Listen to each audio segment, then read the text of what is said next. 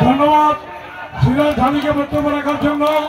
এখন বক্তব্য রাখবেন মুন্সিগঞ্জ পৌর শ্রমিক দলের সভাপতি জনাব নাসির হোসেন।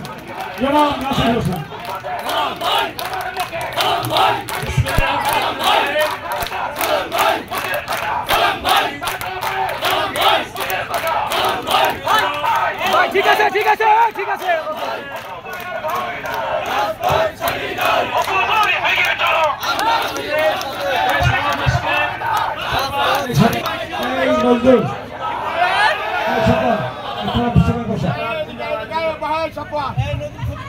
আমাদের মাঝে উপস্থিত হয়েছেন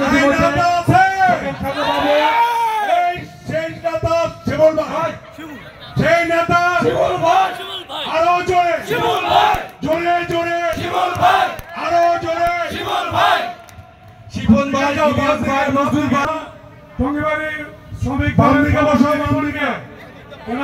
ভাইকে তার শুভেচ্ছা বক্তব্য